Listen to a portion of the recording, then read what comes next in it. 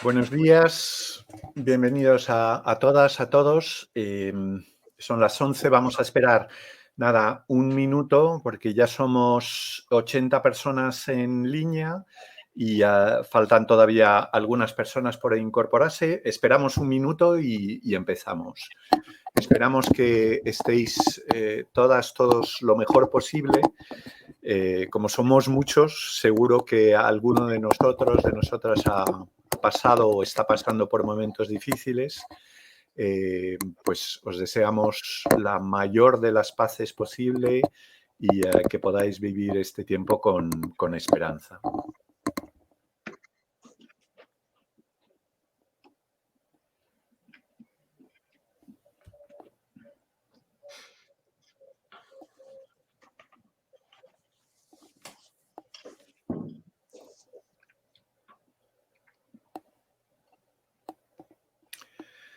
Muy bien, pues empezamos. Soy Dominique Gros, uno de los promotores de gobernanza efectiva.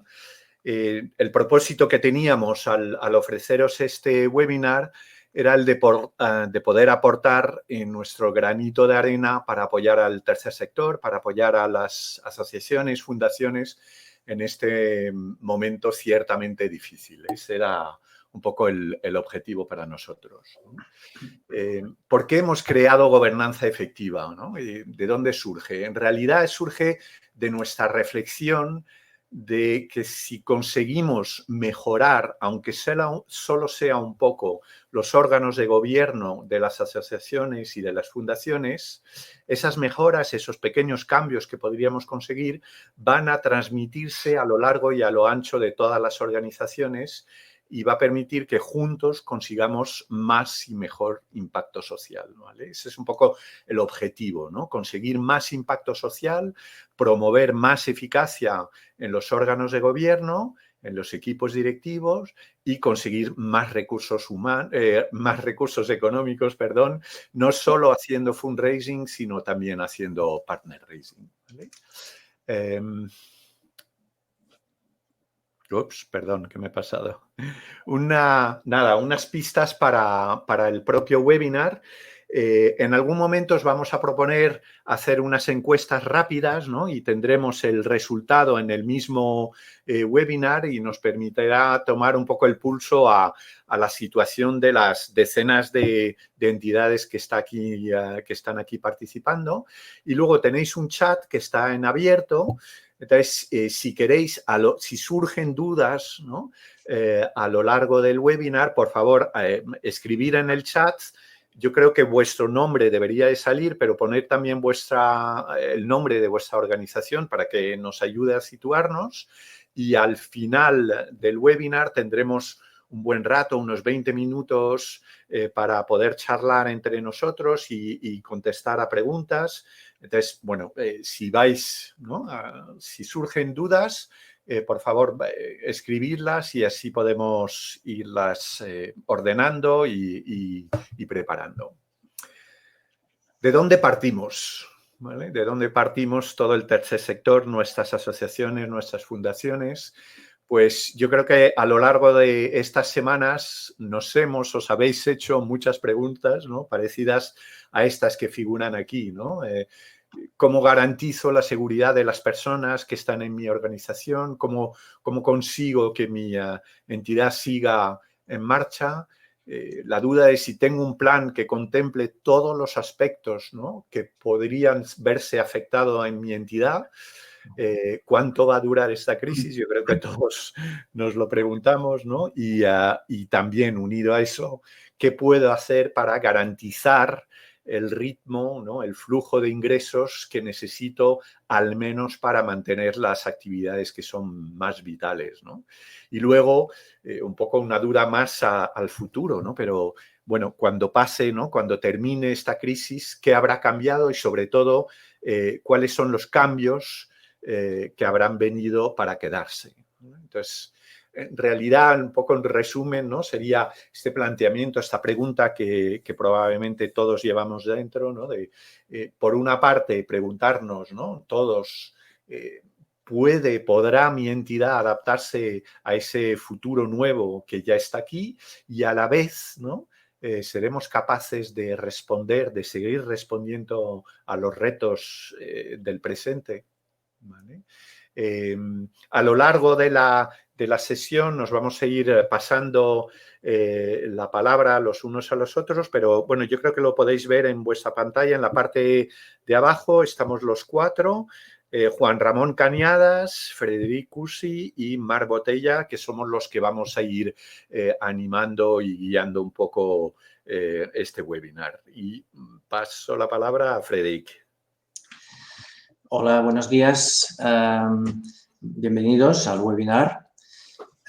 Bien, como ha dicho Dominique, estamos, y como somos conscientes todos, estamos ante una crisis que no tiene precedentes. Es diferente de la crisis de 2008, aunque de aquella crisis seguramente podemos aprender algunas cosas para usarlas ahora, ¿no? Y que nos exige un comportamiento diferente, ¿no?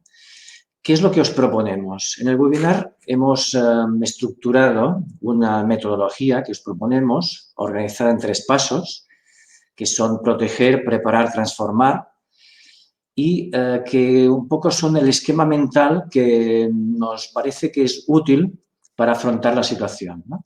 En la etapa de proteger, sobre todo estamos pensando en la protección de las personas, cómo vamos a proteger a al propio personal de las organizaciones que tenemos, a los usuarios, a los voluntarios, en fin, a todas las personas que intervienen de alguna forma, ¿no? Protegerlos desde el punto sanitario, pues también quizá laboral, económico, seguir prestando los servicios, etcétera, ¿no?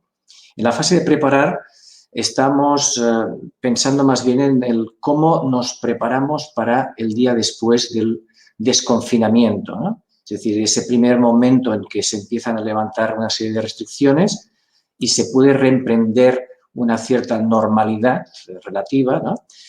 Y en la fase de transformar estamos pensando más bien en una anticipación para dar una respuesta adecuada que permita la continuidad y, sobre todo, la mejor respuesta a los retos, ¿no?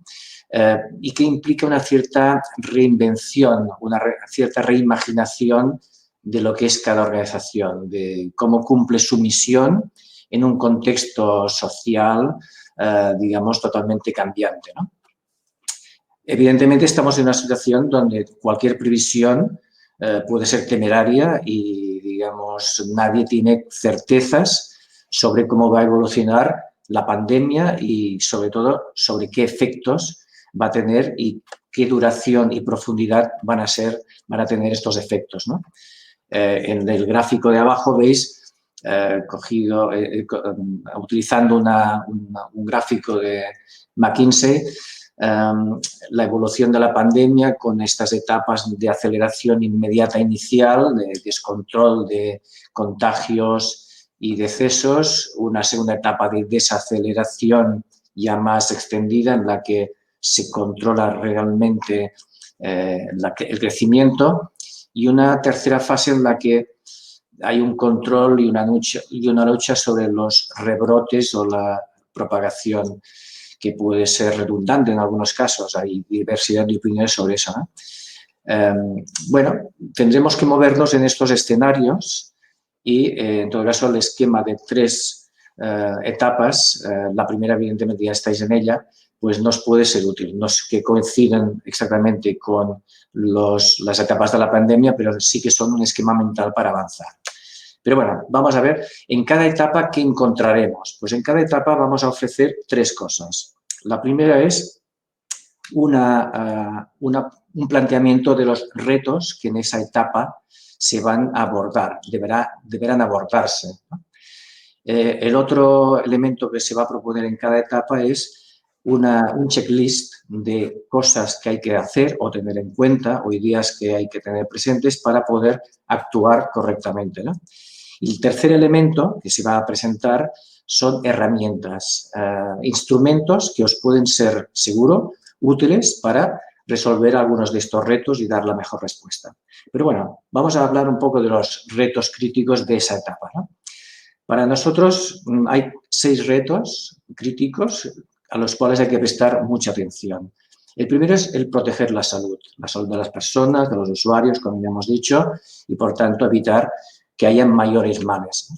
El segundo es el impacto financiero, es decir, ser conscientes de cómo nos va a afectar en la economía la pérdida de ingresos, la congelación de programas, la pérdida de contratos de servicios, etcétera, ¿no? Es decir, cómo gestionamos esto de forma inminente para evitar un descontrol, una situación de falta de efectivo, de liquidez, etcétera, ¿no? Un tercer campo donde hay unos retos también críticos es el movilizar la organización. Es decir, después de un shock inicial, de una cierta parada traumática, hay que vencer ese inmovilismo, hay que actuar, por tanto, reorganizar equipos, etcétera, ¿no? Otro grupo de retos está en la comunicación, el contacto con los diferentes grupos de interés con los que nos relacionamos, sean proveedores, usuarios, voluntariado, el propio personal, etcétera. A todos ellos hay que hablar y escuchar. Escuchar para sintonizar con sus preocupaciones, con sus inquietudes, con las necesidades, adecuar el canal de comunicación para cada uno de los grupos, etcétera, ¿no?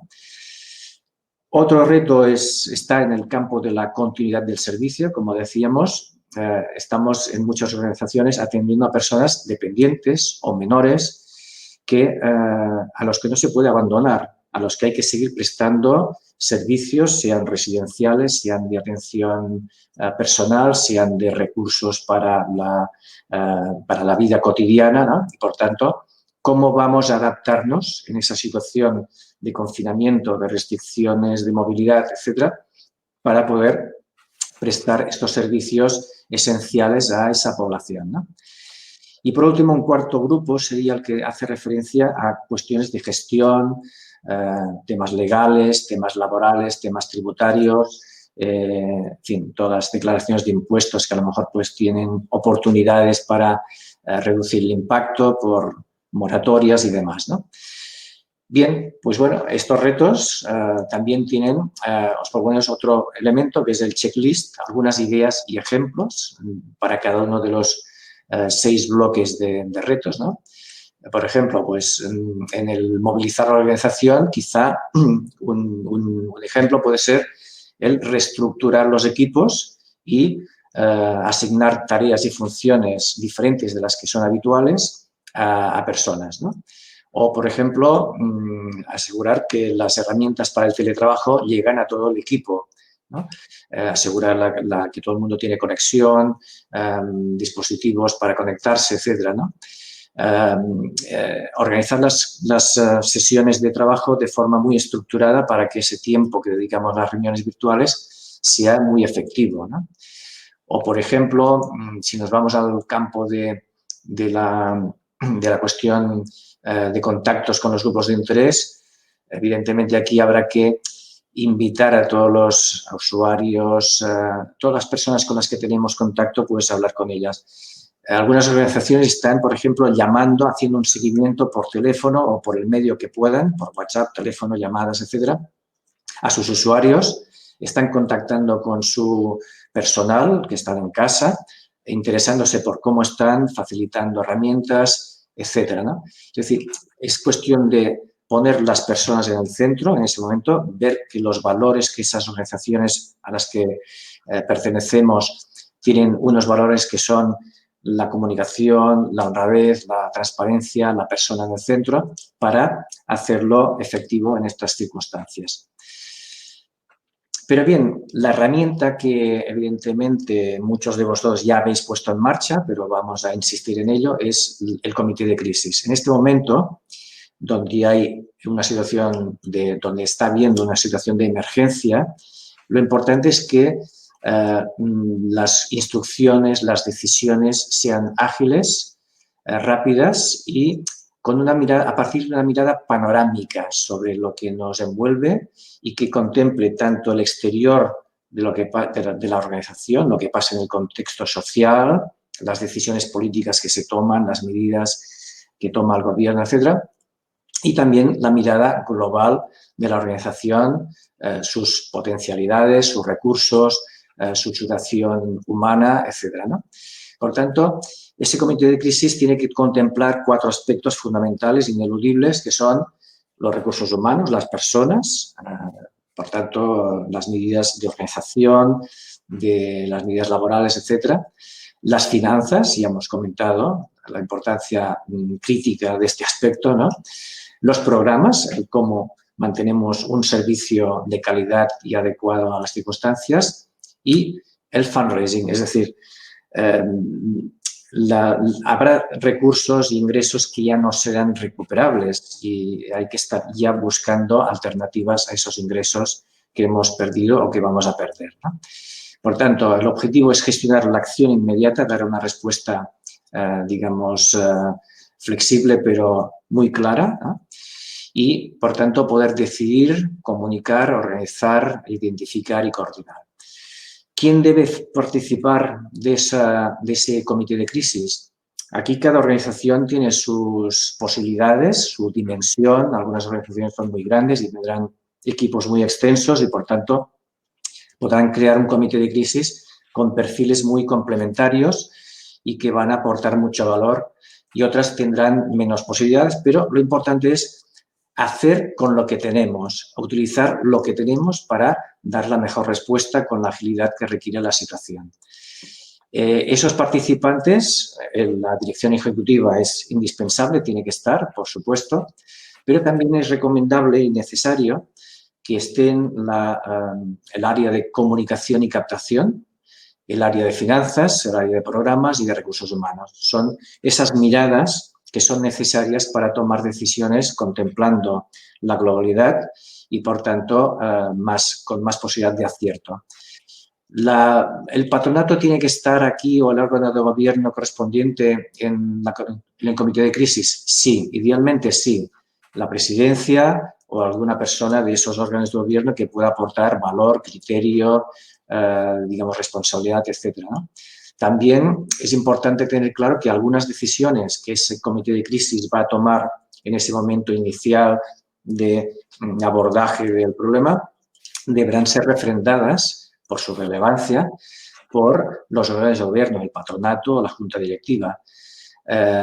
También puede ser necesario que algunos mandos intermedios de la organización participen en ese comité de crisis porque su conocimiento técnico de algunos aspectos puede aportar un valor crítico también. Y además, quizá puede ser también conveniente el apoyo metodológico externo de personas externas que desde una mirada más serena y más, digamos, quizá global, ¿no? Pueden aportar apoyo metodológico para organizar la estructura de pensamiento, la toma de decisiones y la activación de las medidas que se deban tomar. Por tanto, en esa primera etapa de protección tenemos una serie de retos que hemos identificado, tenemos un checklist con una serie de sugerencias, medidas, ideas que podéis utilizar. No es exhaustiva la lista del checklist, pero os puede ser útil y igual cada uno podrá complementarla como le convenga, ¿no? Y tenemos la herramienta que es el comité de crisis. Después de esta etapa de digamos, contención inicial, pasaríamos a la etapa de preparación. Esa preparación para el momento después del desconfinamiento. Pero para eso os lo va a explicar con más claridad Juan Ramón, que le doy la palabra para que proceda. Gracias, Frederic. Bueno, pues efectivamente estamos ante un planteamiento metodológico que os hacemos, que entendemos que puede ser útil para vuestro estilo, maneras de dirigir o para liderar la entidad, y entramos en una nueva fase que supera de alguna forma la anterior de protección, que es la que yo entiendo que muchas de vuestras entidades está ya de alguna forma manos a la obra sobre muchas de esas cuestiones, ¿no? Pero ahora llega el momento en el que, bueno, no solamente tenemos que mirar a lo que está ocurriendo hoy, sino que tenemos que empezar a preparar lo que puede suponer esa llamada nueva normalidad. Vamos a ver cuál es el nuevo mañana. No tenemos muy claro, hay muchas incertidumbres, se producen noticias todos los días, ¿no? Y esto a efectos de gestión y a efectos de planificación y liderazgo es complejo, ¿no? Entonces, en ese sentido, nosotros ahora vamos a entrar en la fase de la preparación. Vamos a ver cuáles son esos retos que entendemos que, bajo nuestro punto de vista, van a ser las decisiones más importantes que tenéis que tomar. Y vamos también, como decía Frederic, a ofreceros algunas ideas o algunas sugerencias de pensamiento para que podáis organizaros y de alguna forma liderar a la organización en ese sentido. Dentro de este área que, como os digo, esta preparación, sin duda, la deberíamos de haber empezado ya. Creemos que hay tres grandes retos, tres grandes bloques, ¿no? Por un lado, bueno, no se nos escapa a nadie, estamos ante una crisis médica, pero que va a tener, el post-crisis va a ser una crisis económica y una crisis social. En este sentido, el fundraising, la captación de fondos, va a ser uno de los retos más importantes en las entidades, ¿no? Yo creo que, de alguna forma, ya en España ha habido un proceso en el que el fundraising ha ido ganando peso y ha ido ganando protagonismo en vuestros consejos de dirección, en vuestras acciones, en vuestros presupuestos, también derivado de una crisis anterior como la del 2010 que obligó a cambiar muchas cosas en ese sentido. Ahora yo creo que también el fundraising va a ser un protagonista y vamos a ver qué cuestiones en los próximos, de aquí a final de año, podéis de alguna forma embarcar o cuidar para trabajar estos aspectos. El segundo va a ser, bueno, pensar en cómo puede ser ese regreso a la normalidad, porque evidentemente tenéis unas formas de hacer, tenéis unos equipos, tenéis unas instalaciones, tenéis un modelo de intervención que en cierta manera va a tener que verse ajustado en función de lo que ocurra, que no sabemos lo que va a ocurrir exactamente, pero que puede afectar tanto a vuestros, evidentemente, una vez que termine el confinamiento, puede haber medidas todavía paulatinas de protección, etcétera, etcétera. Y por último, para nosotros, el otro gran punto que entendemos que va a ser un reto relevante es la activación del órgano de gobierno, activación de vuestro patronato, de vuestra junta directiva, ¿no? Yo creo que ha llegado el momento también, en este momento de la crisis, de que este órgano de gobierno, de alguna forma, dé la cara, ¿no? Sabemos que hay muchos tipos de entidades y que no podemos hablar exclusivamente de un modelo, ¿no? Pero entendemos que hay muchas de ellas en las que el órgano de gobierno, ya sea el patronato o la junta, tiene que involucrarse de una forma todavía más fuerte en determinadas cuestiones y creemos que para esta etapa de la preparación y para la posterior puede jugar un papel relevante. Dentro de este área de preparar ese regreso en el impulso al fundraising, bueno, sin duda yo creo que hay un elemento claro. Probablemente tenéis que revisar vuestro plan de fundraising si es que lo tenéis y si es que no lo tenéis tendréis que hacerlo, ¿no? Pero está claro que los planes ahora mismo han saltado por los aires, ¿no? Entonces, de aquí a final de año es muy importante que partida a partida, concepto a concepto, vayáis revisando exactamente cuáles eran vuestras previsiones, qué acciones teníais. Ya no estamos hablando solo de la cuarentena, estamos hablando de una previsión de aquí a los próximos meses, identificando dónde va a haber reducciones, dónde va a haber fondos que van a desaparecer, dónde va a haber pausas y, por lo tanto, van a dejar de ingresarse cuestiones y empezar a trabajar en medidas alternativas, ¿no? Entramos en una fase, y por eso el fundraising lo consideramos tan importante, en la que toda la organización va a tener que empezar a pedir.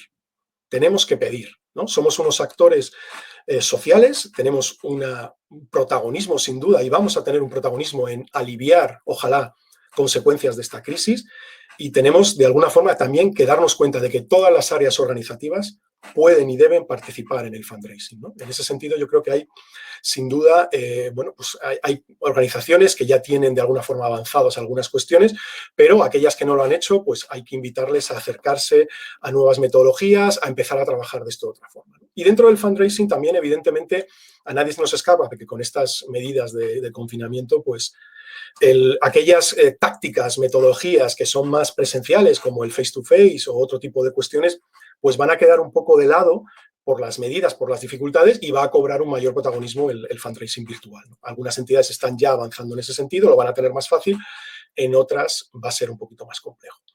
Respecto al regreso a la normalidad, bueno, la realidad es que tenemos que empezar a pensar efectivamente en función de cómo se vaya preparando y cómo se vayan avanzando esas medidas de alguna forma recuperación de la normalidad, tendremos que empezar a pensar si necesitamos en algunos de nuestros servicios introducir elementos nuevos, ¿no? Tenemos, por ejemplo, la capacidad de ofrecer servicios de una manera virtual o a distancia, ¿no? También somos conscientes que hay entidades, por ejemplo, que están preparando pruebas con equipos, ¿no? En el cual se puede atender a distancia a personas para ofrecerles una asistencia médica o este tipo de cuestiones, ¿no? Esto va a cobrar un especial protagonismo en el futuro.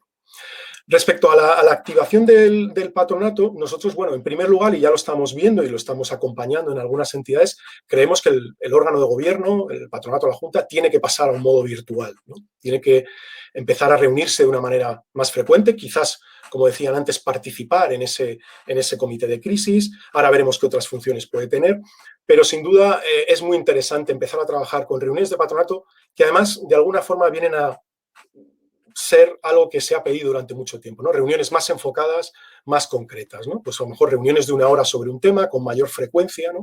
Es un buen momento para habilitar todos los medios posibles para vuestros integrantes de los órganos de gobierno para que se involucren y para, bueno, pedirles también ayuda en ese sentido, ¿no? Entonces, estas serían un poco las grandes líneas de algunas ideas. Ahí hay otras que podéis ver. ¿Qué herramienta queremos que es interesante? Bueno, antes hemos hablado del comité de crisis, esto probablemente lo tenéis ya o algo parecido, ¿no? Pero sí que creemos que es importante que habilitéis un espacio, un órgano, un grupo de trabajo, desde ya, desde hoy, que se encargue de pensar en lo que va a venir más adelante, ¿no? Es decir, que empiecen a reflexionar sobre escenarios, sobre posibilidades, empiecen a interpretar, que tengan esa calma, si podríamos decirlo, por lo tanto no pueden estar metidos en el día a día todos ellos, pero que de alguna manera os ayude a pensar y identificar esos retos que se van a plantear para vuestra entidad en el futuro. Por lo tanto, este tipo de órgano de trabajo, ¿no?, sería un órgano que nos permitirá anticiparnos, ¿no? Porque aquí la clave, en la fase de preparación, la clave va a ser la velocidad. Aquellas entidades que se adapten más rápidamente a las coyunturas de fundraising, a las coyunturas organizativas, tendrán más posibilidades de salir indemnes o por lo menos con menos daños de esta crisis, ¿no? Es decir, identificar y actuar a tiempo, ¿vale? Esto no quiere decir, evidentemente, que podáis tener o que este comité de anticipación tenga una bola de cristal, pero ahora veremos qué opciones o qué herramientas nos pueden ayudar a trabajar en ese sentido. ¿Quién debería estar en este patronato? Perdón, en este comité de anticipación. Bueno, en principio puede haber miembros del patronato porque entendemos que esa función de visión estratégica del órgano de gobierno, sin duda, casa perfectamente con este tipo de necesidades. Pero, lógicamente, también tendrá que haber miembros del equipo técnico que aporten su visión o incluso expertas o expertos sectoriales en algunos temas que os consideráis interesantes, porque aquí va a haber que incorporar cuestiones no solamente de la gestión interna, sino cuestiones de lo que está ocurriendo en el marco general. En este sentido, creemos que también es interesante que empecéis a trabajar en una especie de valoración o de evaluación de a qué personas tenéis cerca que os pueden ayudar, ¿no? Tanto si son miembros del órgano de gobierno, como si son otro tipo de personas cercanas, voluntarias, voluntarios. Bueno, pues empezar a identificar quién os puede ayudar, por ejemplo, a abrir puertas de cara a financiación, quién tiene unas competencias particulares que os serían muy beneficiosas incorporar a algunos de estos comités para pensar con vosotros, quién tiene más capacidad a lo mejor de trabajar en tiempos de crisis. En definitiva, identificar y mapear quién está ahí fuera y os puede ayudar. Hay una herramienta que a nivel de planificación creemos que es fundamental para que podáis utilizar en este momento, ¿no? Es un tema que habéis oído muchas veces, se llama planificación por escenarios, ¿no? Sin duda, es totalmente aplicable a la situación actual, ¿no? Hay una incertidumbre en la que nadie sabe exactamente lo que va a pasar. Y, evidentemente, una planificación por escenarios no es una bola de cristal, no sabemos lo que va a pasar. Pero de lo que se trata es de que penséis, imaginéis escenarios posibles futuros. Y esto es muy interesante porque, evidentemente, cuando nosotros nos ponemos en esa anticipación y empezamos a pensar en esos escenarios, lo interesante es que también vamos a pensar en qué consecuencias o qué impactos esos escenarios van a tener sobre nuestra entidad. Y de forma que, como aparece en la imagen, podamos empezar a recorrer un proceso mental en el que identifiquemos aquellas cuestiones que nos pueden afectar, ¿no? Por ejemplo, nos puede afectar el nivel de desempleo de acuerdo a nuestra causa. Estamos trabajando, por ejemplo, con personas en riesgo de exclusión. Evidentemente, un aumento del desempleo, y tenemos ejemplos anteriores de pasado, nos va a influir sin duda en lo que un escenario puede convertirse para nuestra entidad, ¿no? En base a esas variables, que muchas de ellas evidentemente no son variables que controléis vosotros, la idea es que invitaros a que construyáis 2, 3, 4 escenarios posibles, diferentes, combinando distintas variables, y que entendáis qué está pasando para vuestra entidad, qué consecuencias tendría a nivel económico, a nivel de programas, etcétera. Con un objetivo, que podáis definir unos planes anticipadamente, que los tengáis ahí preparados y que si la realidad después se va acercando a estos escenarios, podáis actuar de una manera más rápida porque ya lo tengáis de alguna forma pensado o reflexionado, ¿no? Entonces es claramente una herramienta para ganar velocidad, ¿no? Aquí en la pantalla os hemos puesto un ejemplo, ¿no? Para que entendáis un poco todo este planteamiento metodológico. Bueno, pues aquí tenemos 3 escenarios, ¿no? Que son además pues, bastante posibles, ¿no? Por ejemplo, una recuperación rápida, ojalá. Algunos todavía opinan que es posible que de esta pandemia salgamos con de nuevo una recuperación del empleo, por ejemplo, o de la economía a final de año, o a lo mejor un regreso sería el escenario intermedio, a lo mejor el regreso es más lento de lo que pensamos y no vamos a poder recuperar, sino que la recuperación se trasladará al 2021, ¿no? Eso tendrá consecuencias, evidentemente. O a lo mejor, por desgracia, nadie lo desea, pero ¿qué ocurre si de repente tenemos una pandemia que tiene brotes recurrentes y hay que seguir manteniendo medidas de confinamiento? Lo importante es que después de que analicéis esos escenarios, penséis en cómo va a afectar a vuestra entidad, a las variables clave, ¿no? ¿Va a afectar a mis socios? ¿Va a afectar a mi número de consultas o atenciones que tengo que proveer? ¿Va a afectar al número de convocatorias públicas, ¿no? Porque evidentemente también es posible que en un escenario en el cual nos vamos a un alto endeudamiento público, eso pueda tener consecuencias sobre el gasto social. Y en función de esos distintos escenarios, que como veis ahí, podáis identificar unos planes de respuesta o una estrategia de respuesta, tenerla preparada. O sea, es decir, estos escenarios los tendréis que tener listos en el próximo mes, en los próximos 2 meses, y tenerlos preparados para que cuando llegue el momento seáis capaces de identificarlos. Entonces, la planificación por escenarios entendemos que puede ser muy relevante para entidades como la vuestra en estos momentos. En la siguiente etapa, y ahora pasamos a la fase de transformar, ¿no? Hemos visto que teníamos la etapa de proteger, muy centrada en el hoy y en lo que ha pasado hasta ahora. En la etapa de preparar, que está muy centrada probablemente en este esquema mental de qué va a pasar este año al volver, el resto del año.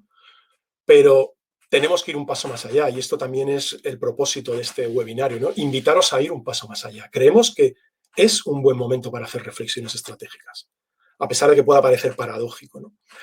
En la experiencia que nos da la crisis del 2008-2009 es que, por un lado, el impacto llegó un poquito más tarde al tercer sector, no fue inmediato, llegó en el 1 o 2 años después, y que, sin duda, y muchos de vosotros lo recordaréis, hubo un fuerte incremento de alguna forma la precariedad, la situación social de muchas personas, de colectivos en riesgo de exclusión, lo cual produjo un incremento importante de atenciones en las ONGs o otro tipo de entidades, pero eso no se vio acompañado ni mucho menos por un aumento de ingresos ni con un aumento de plantilla. Es decir, ya sabemos que esto puede llevarnos a tensionar de una manera muy fuerte nuestro modelo. Por lo tanto, ahí hay tres retos que creemos que son los que tenéis que tener en cuenta cuando os dediquéis a pensar sobre la posible transformación o posible rediseño o reinvención de vuestra entidad. Por un lado, revisad el modelo. Todos tenéis un modelo de trabajo, un planteamiento, un modelo de financiación, un modelo de intervención. Por otro lado, identificar alianzas. Este camino que vamos a iniciar no lo podemos recorrer individualmente. Esa experiencia también la tenemos. Sabemos que no ha sido todo lo deseable, pero ha habido buenas iniciativas y hay que recuperar esas iniciativas de colaboración y hay que recorrer en esta fase también hablar de la incidencia política. Volviendo a nuestro esquema, ¿qué cosas podemos hacer, ¿no? Bueno, en relación a repensar el modelo, nosotros nos gusta hablar de 2 modelos, ¿no? Y creo que vosotros lo tenéis claro, el modelo de intervención, el modelo de financiación. No son exactamente lo mismo, están relacionados, ¿no? El modelo de intervención, ¿qué preguntas os tenéis que hacer? Va a aumentar mi base de destinatarios. Voy a tener más destinatarios. Voy a prever un aumento. ¿Van a tener el mismo perfil? ¿Va a ser un perfil diferente? ¿Voy a encontrarme con necesidades hasta ahora no cubiertas?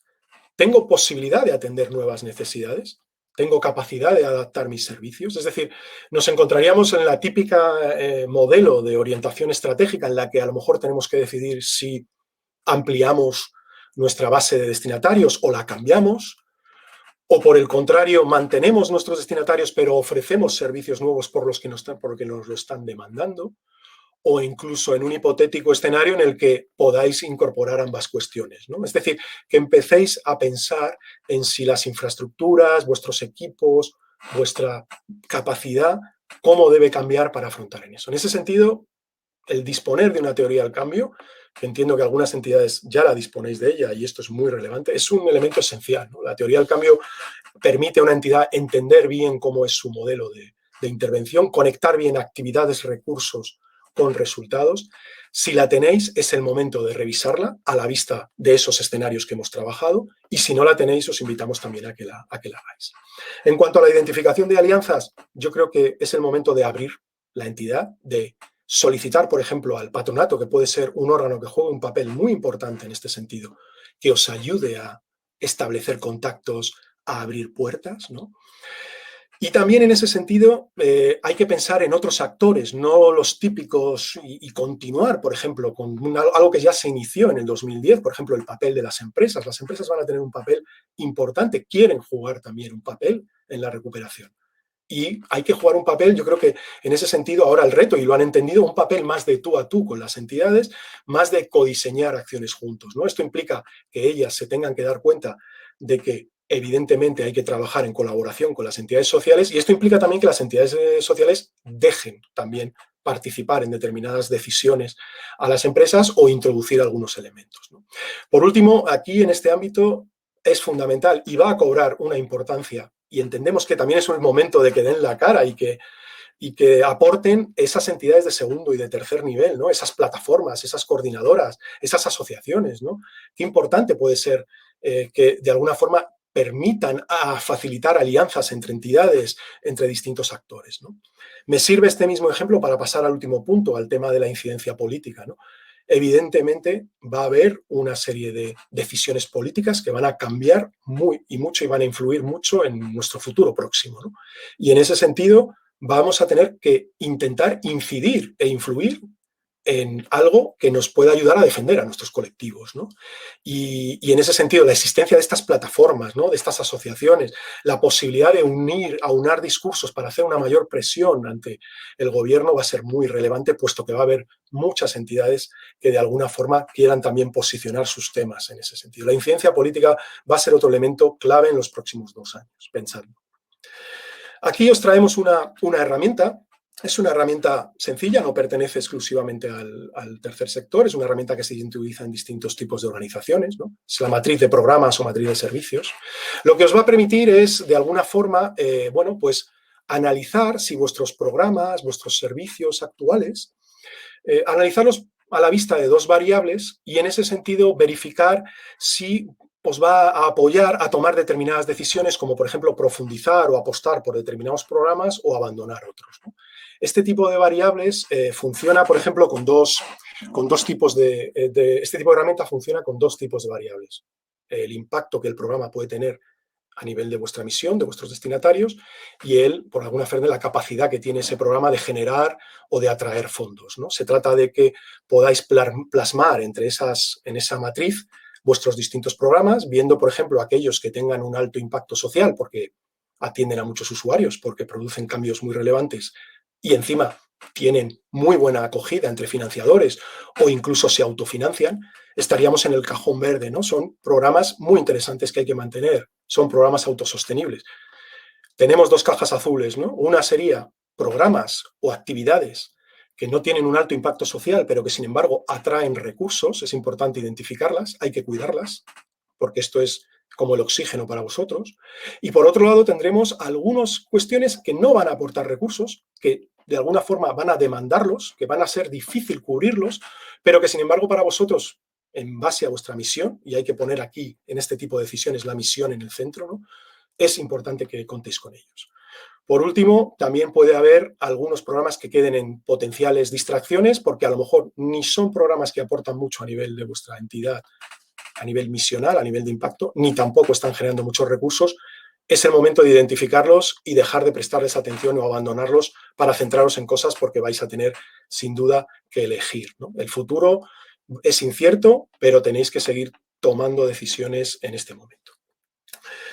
Bueno, en este sentido, por nuestra parte, terminaríamos aquí lo que os queríamos comentar hoy, esas 3 etapas mentales, esos 3 espacios de reflexión estratégica y de reflexión sobre vuestra gestión y liderazgo. Y esperamos que gracias a ellos podáis desde ya hoy empezar a pensar, empezar a dar algunos pasos hacia adelante y sobre todo empezar a anticipar y a ganar velocidad sobre lo que tenéis que hacer. Muchas gracias.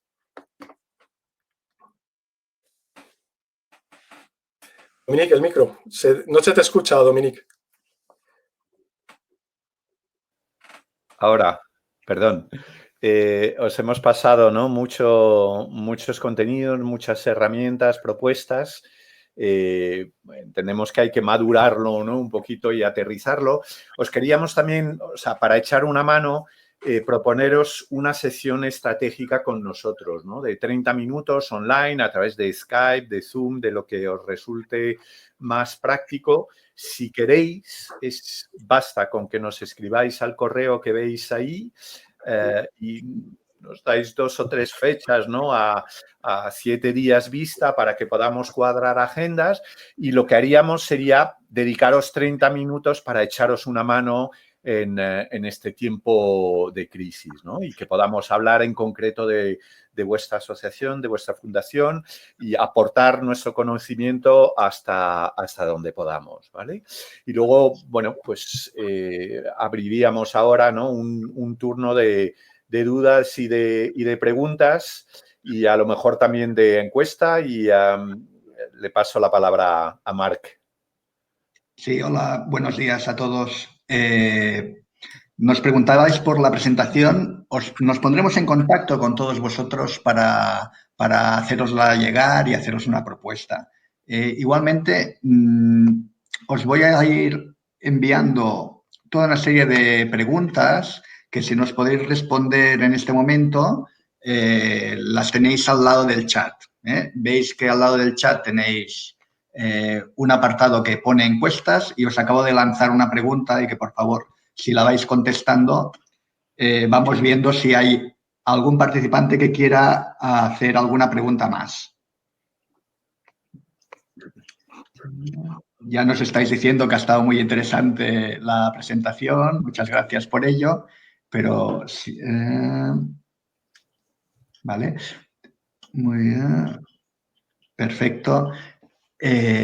Os pondremos en contacto con nosotros tanto por 2 cosas. Una, porque cuando acabe el webinario os vamos a hacer una encuesta sobre si os ha sido útil y qué podemos hacer más, ¿vale?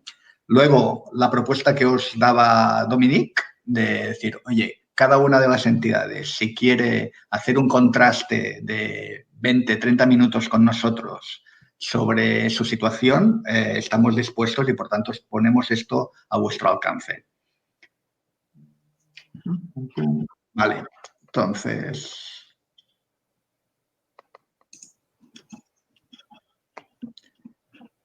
Perfecto. Os lanzo otra pregunta.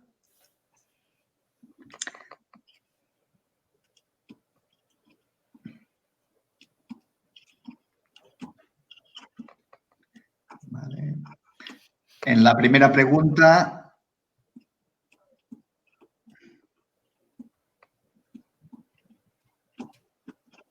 muy bien, estáis contestando todos, ¿eh? Sois unos cracks. Muchas gracias.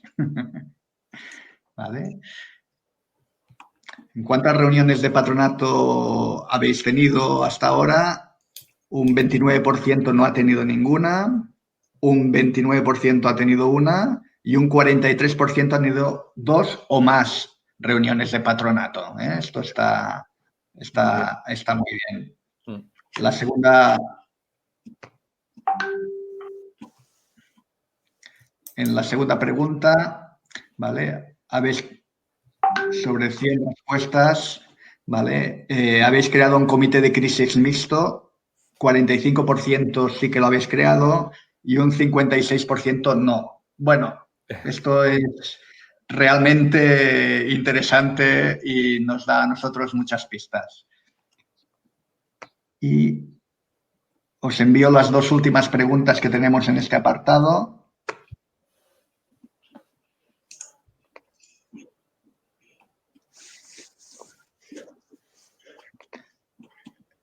Cierro encuesta.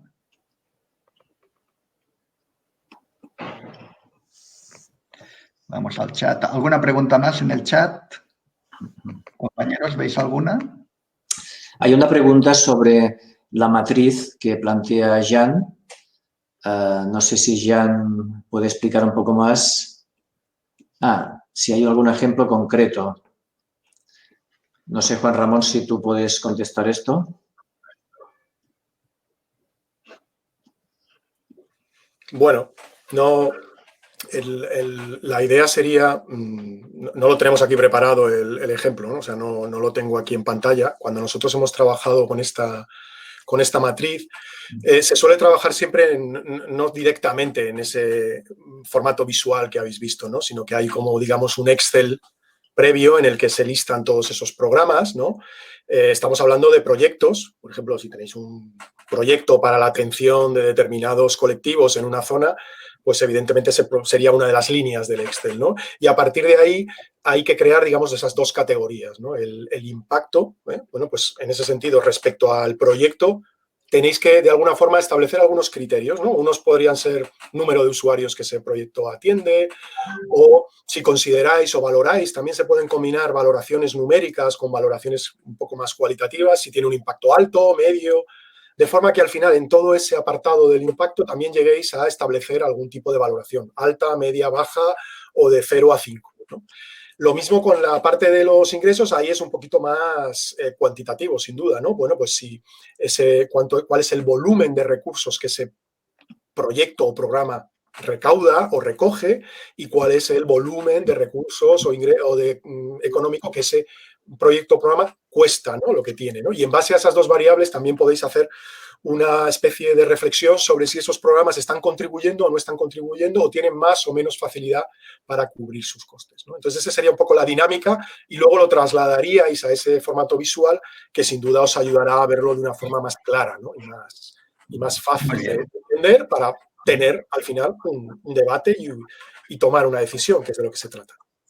Dominique, Juan Antonio Romero nos pregunta ¿dónde pensáis que quedará la RSC tras esta pandemia y cómo nos afectará al tercer sector en nuestras relaciones con las empresas? Vale.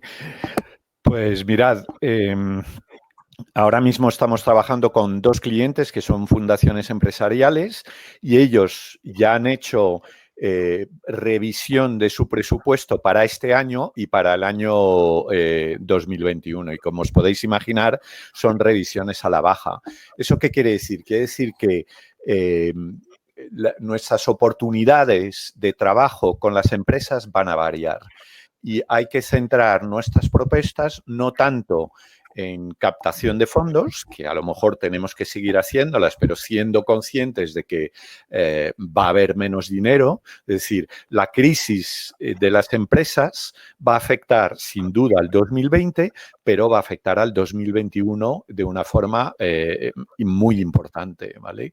Todo lo que son dividendos, ¿no? Y beneficios se van a ver afectados en el 2020 y por lo tanto no va a haber recursos o los habrá menos en el 2021.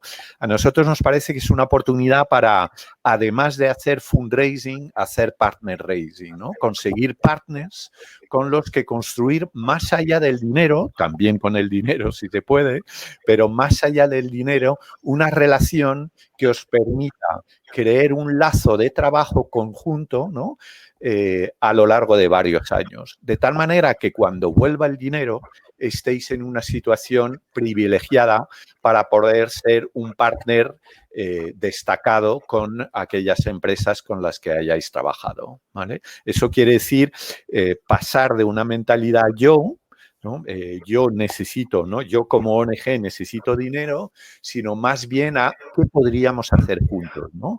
En la línea mucho de los ODS y especialmente del 17, que es además, ¿no? Una guía de comunicación para las entidades, nuestra invitación es que pensemos en términos de relaciones a medio-largo plazo y construyamos juntos qué podemos aportar a la empresa a lo largo de estos años, a nivel de encuentros, a nivel de Día del Voluntario, a nivel de comunicación interna, ¿no? Y ahí hay muchas líneas a trabajar. Muy bien. Gracias, Dominic.